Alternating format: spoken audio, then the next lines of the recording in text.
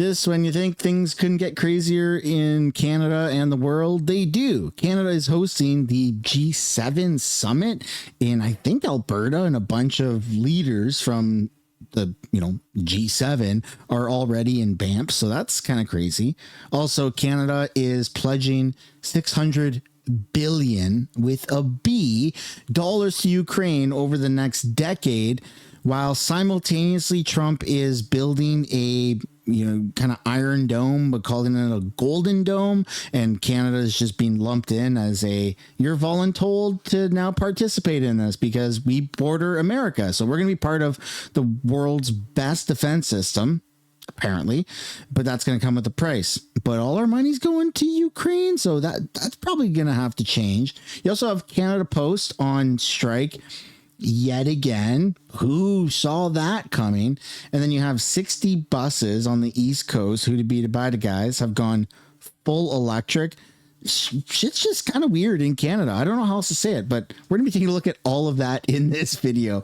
Welcome back to the channel. Welcome back to another video, everybody. Before we get into it, I do want to encourage you all to hit the like button and subscribe if you haven't already. It does really help grow the channel. And we're going to start off with just kind of a brief summary of what's going on with this Golden Dome.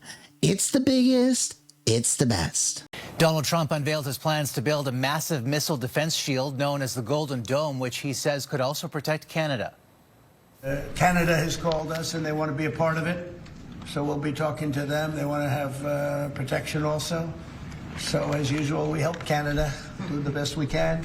Trump says Canada will, quote, pay their fair share. He put a total price tag of $175 billion on the project and says it should be fully operational in 3 years, though missile experts say that timeline is very optimistic. The U.S. already has existing interceptors in Alaska and California for intercontinental ballistic missiles launched from North Korea or Iran, but the new system would use space-based interceptors in addition to ones on the ground.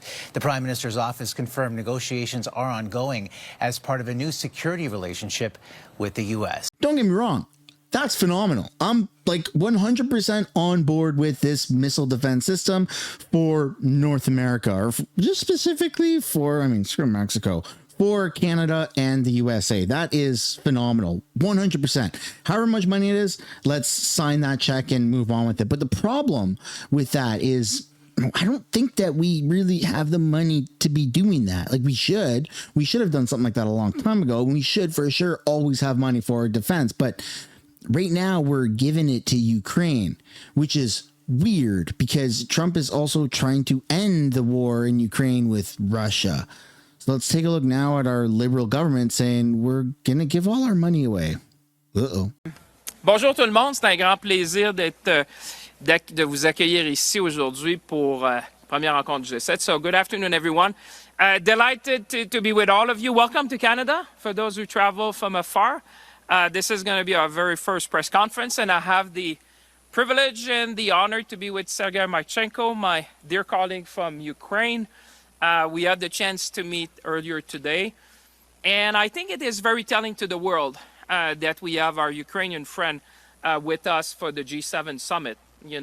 It sends a strong message to the world that we are, all of us, recommitting to support Ukraine. We're going to hold Russia to account, and we're also going to talk about what we're going to be doing in terms of reconstruction. The discussion we had at the international level, there's a moral imperative for all of us to support our Ukrainian friend in reconstruction. They fought for democracy, not only for them, but for the world. And we're going to stand shoulder to shoulder with our Ukrainian friend to make sure that we bring an end to this conflict, but at the same time that we look forward in reconstruction.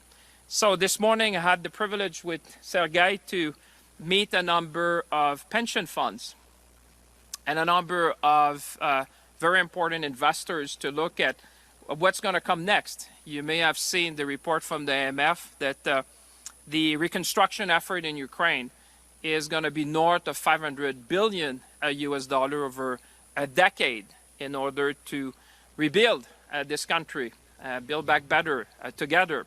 And today was a moment that we could share. There's a lot that we could do together. We talked about energy infrastructure. We talked about infrastructure like roads, ports, railway. We talked about defense technologies. We talked about energy. You know, Canada is an energy superpower. So what we can do with them with respect to hydro, to nuclear energy, also to oil and gas, and what we can bring together to this table. So it was a very interesting moment. We talked also how we could work together eventually to share best practices in building a pension system in Ukraine. And so therefore, we're going to continue that. You know, there's another big meeting coming in Rome in July, and we're going to be hosting a dinner, myself and the finance minister, with a number of colleagues from around the world, investors, business people, people who are going to be making sure that we build a bridge that we need between the private sector, the public sector, the international financial organization. So with that, I'll leave the floor to my dear friend Sergey. Welcome to Canada. Bienvenue au Canada. It's a real honor to start this G7 meeting side by side with my Ukrainian colleague. And on behalf of all of us in the world and your G7 colleagues, thank you for fighting for democracy. Thank you for fighting for dignity. And you can rest assured that we are all committed to stand shoulder to shoulder with you, my friend. So My mistake. I thought it was 600 billion. Whoopsie daisy. It's 500 billion over the next decade. Little bit of mis and disinformation, but that's okay. We corrected it and now we've fully caught up. Speaking of catching up, I feel like these buses are just not going to work in the cold months. We're talking about Halifax and how they've now acquired 60 fully electric buses. What could possibly go wrong? At first glance, they look like your typical Halifax Transit buses. Same shape, same size, and same familiar blue and white design. But walk around to the back, and instead of a diesel engine, there's a battery. Celebrate this important milestone. Halifax Transit has added 60 electric buses, part of the city's growing fleet. Supports the following goals: reducing overall greenhouse gas emissions and fuel cost, reducing air and noise pollution, and reducing bus maintenance costs. It's housed in a building outfitted with solar panels and a new charging equipment, built from the ground up to support a cleaner commute. Just in the short time that we've been doing trials of service, we've saved over 20 tons of CO2 emissions. That'll be increasing going forward as we have more buses on the road. So it really is just a tremendous saving. This is just the beginning. There are already talks of exploring other alternatives to diesel, like hydrogen buses. The idea is that we would always try to figure out what works best for our users, what works best for our climate in terms of cold weather and so forth, and also what delivers our lowest carbon alternatives. The project has a price tag of $112 million, a cost shared by all three levels of government, one the city believes is worth it. For one thing, it's going to help us achieve our corporate goal, HRM's goal of net zero by 2050. But in terms of the user experience, these buses are brand new, they're very clean. I'm all for EVs. I think they're awesome. They're definitely fun toys. They're fun to drive. They're super cool. As somebody who lived in a van that was powered by solar, like I installed my own solar panels, ran the wires to to charge controllers and had the inverter and the whole shebang.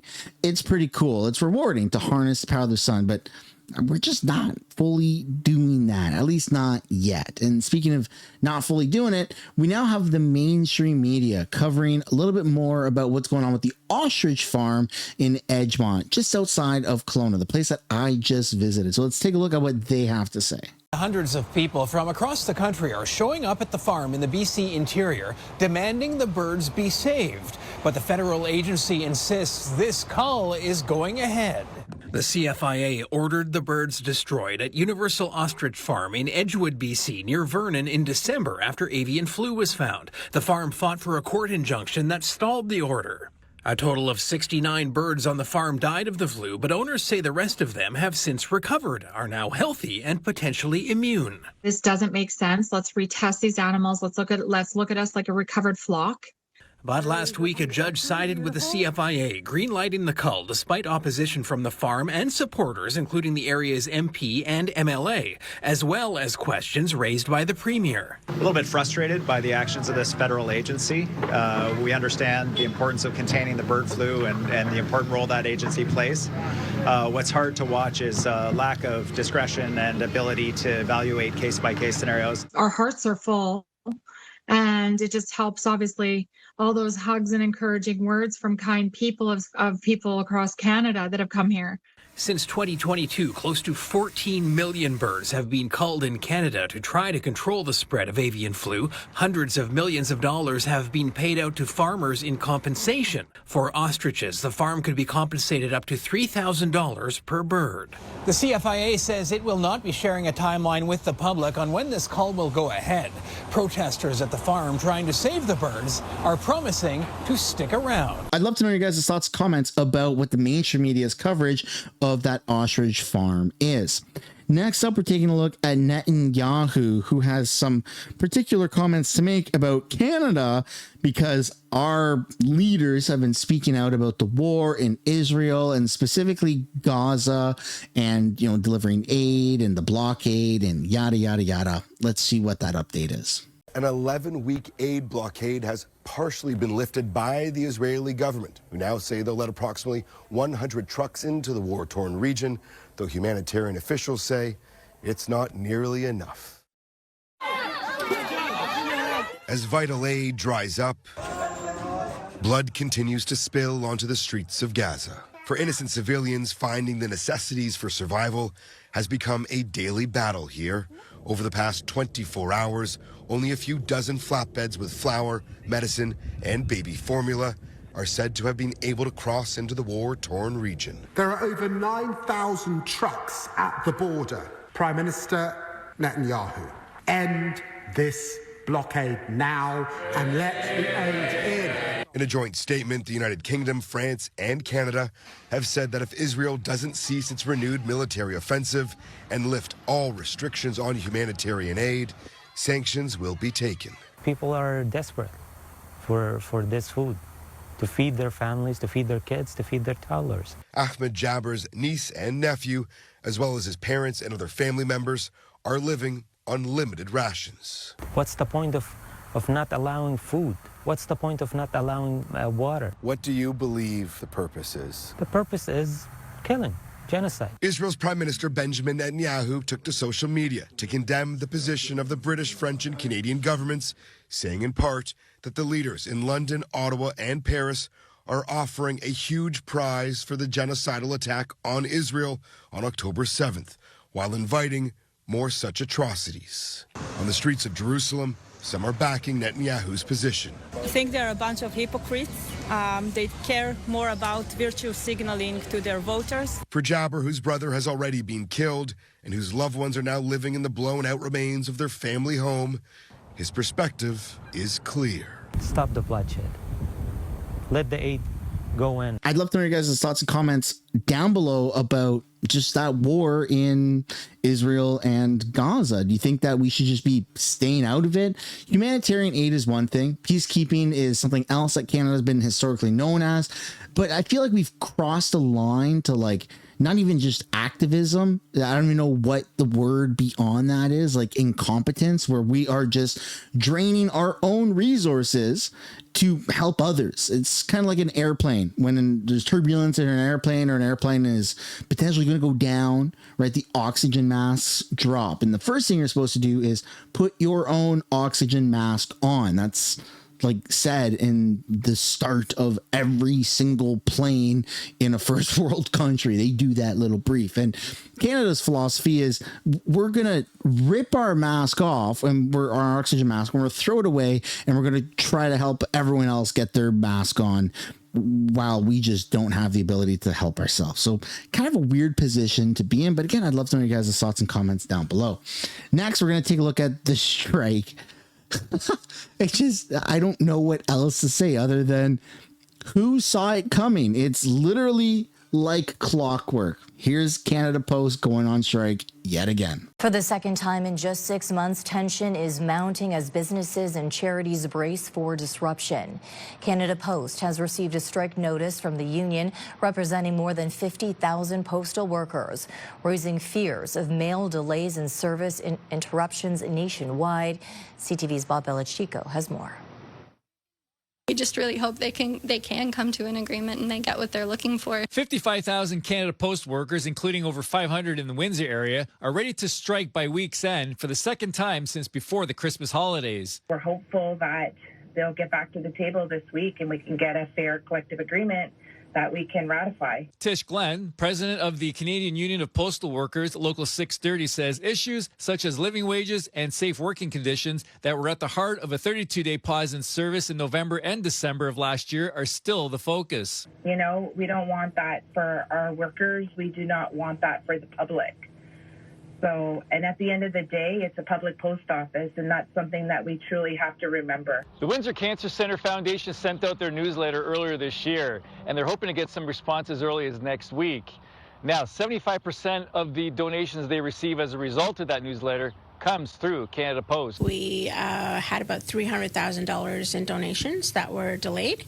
Rakshini Panaya Gulen, executive director of the Downtown Mission, says plans and scheduling were disrupted. The mission received just over $100,000 between May and June of last year and don't have a substantial bank buffer to help them this time. It is obviously very important. If anyone would like to donate, please just donate through our website or through the emails that will come out to our donors in the next few days, because we need their help to keep going. Small businesses like Biblioasis in Walkerville managed through last year's disruption, but are hoping to avoid a bad ending to a second chapter of this negotiations. But it is really difficult because we have to find other ways in the meantime to send books, and it often ends up being more expensive for the end consumer. Like I said, once again, it's happening and it's predictably timed. I mean, every single year for the past several years, this strike has been continuing. What's not new, though, or I guess, sorry, what is new is this G7 summit that's taking place in Canada, specifically, I think in Alberta this week. And you already have some leaders from across the world that are in Banff. So let's take a look at what we can expect from this G7 summit. Hello and thank you for joining us. Finance ministers from the G7 and Ukraine are in Banff this week to discuss trade, security, and the global economy. Jordan Canagan joins us from Banff tonight. So, Jordan, what is on the agenda this week? Well, Tara, quite a lot. There are 8 sessions that are planned for the finance minister and central bankers, and it covers a lot of topics over the next 2 days or so. That includes trade, security, and of course the global economy. Another thing is support for Ukraine. We heard from the Canadian and Ukrainian finance ministers just about an hour ago or so. They talked about supporting that country and standing shoulder to shoulder. But there is no doubt hanging over pretty much every meeting will be the tariffs imposed by the United States. Officials from Canada, the United States, Japan, France, Italy, Britain, and Germany will be attending these sessions. Finance Minister François-Philippe Champagne calling it a consequential moment for the G7 and the world. He says the meetings will be about getting back to the basics and having a united agenda for the world's biggest economies. He says this week is about restoring stability and growth. When it comes to the U.S., though, Champagne wants to find common ground and build off of positive meetings at the White House. But there was always tension around tariffs, as you would expect. But at the same time, there's a lot we can achieve together. There's a lot that we are looking to coordinate our actions and really tackle some of the big issues around overcapacity, non-market practices, financial crimes. Now, the first public meeting of all these finance ministers will happen first thing tomorrow morning, and then it is straight into one of those 8 sessions that are planned. This critical finance ministers meeting, of course, happening just weeks before the big G7 summit in Kananaskis. So as you can see, A lot of crazy stuff is going on, and I'd love to know your guys' thoughts and comments down below as for the G7 summit. Do you think that Mark Carney is going to do a better job than Justin Trudeau did? I mean, at these events, it just seemed like Justin Trudeau always used it to voice his biggest concern, which is not homelessness in Canada or our wages or housing issues or drug issues or any of that sorts. It's not our defense budget. It's always been Slava Ukraini. And I just wonder how Mark Carney is going to handle those clown shoes, right? He's got some shoes to fill. They are clown shoes. And is he going to do a better job? Is he going to do a worse job? Is it just kind of going to go sideways? I'd love to know your guys' predictions down below. Ladies and gentlemen, that concludes today's video. I hope you enjoyed it. If you did, it'd be super awesome for you guys to smash a like, subscribe to the channel, and I'll see you in another video. Bye for now.